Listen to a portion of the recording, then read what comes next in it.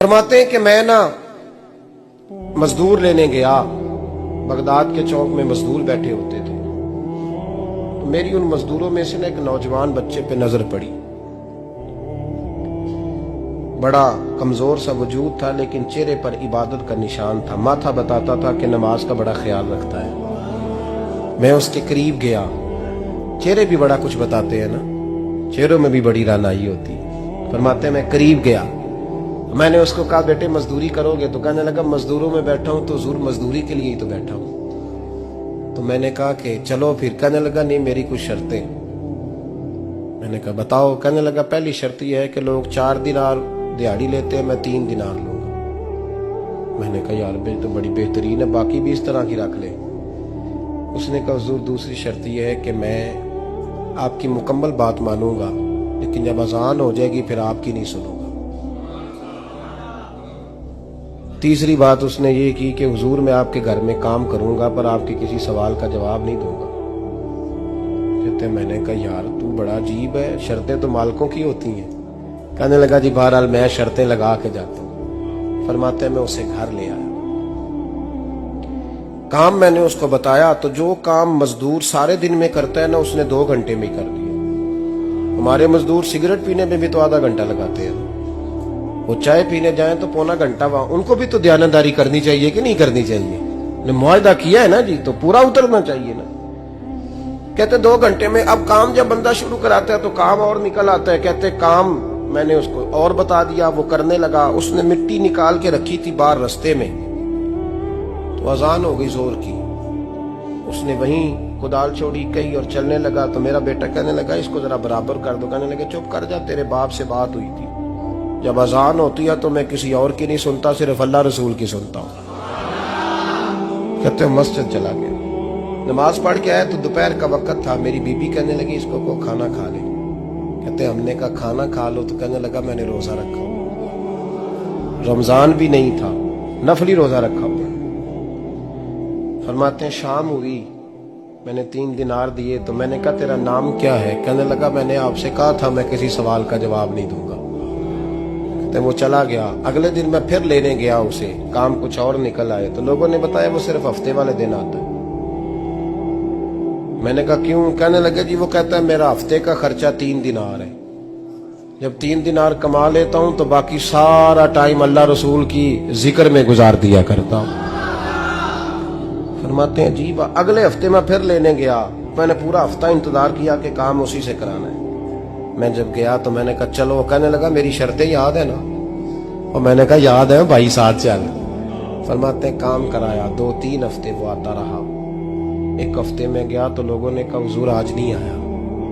क्यों? कहने लगे बीमार हो गए। कहाँ घर है? कहने लगे बगदाद के कब्रिस्तान के पीछे जो कच्ची आबादी है उसमें रहता है। फरमाते मैं गया, दरवाजे पे दस्तक दी तो कहने लगा हुजूर आप हैं? दरवाजा खोला है, आ जाइए। फरमाते मैं अंदर गया तो मैंने कहा तुम्हें कैसे पता चला मैं आया हूं?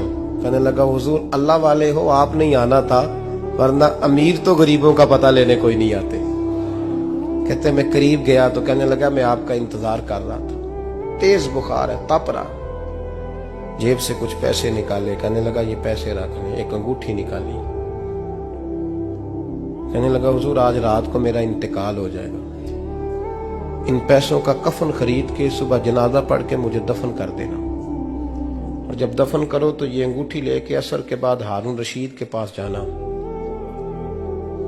आप उसे कहना मैंने मिलना है पर वो आपको टाइम नहीं देगा।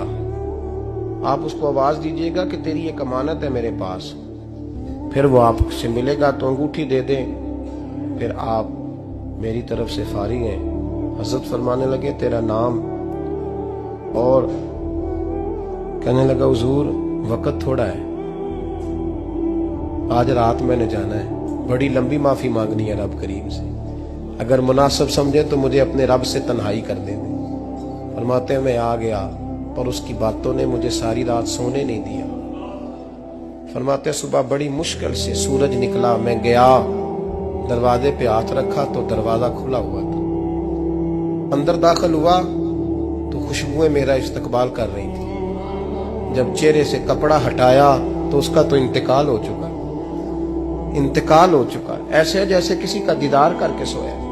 कहते मैं तो 2 आदमी ले गया था जनाजे पे, पर पता नहीं दुनिया किधर किधर से आई, कहां कहां से। अखां जदों मीटियां जमाना मैनू रोवेगा, अपना ते अपना बेगाना मैनू रोवेगा। फरमाते हैं मैं तो 2 बंदे ले गया था, पर पता नहीं मखलूक कहां कहां से आई। जनाजा पड़ा, दफन किया। हारून रशीद के पास में असर के बाद गया, मैंने बुलाना चाहा पर बादशाह था, मेरी तरफ देखा ही नहीं। मैंने उसको कहा तेरी एक अमानत मेरे पास है।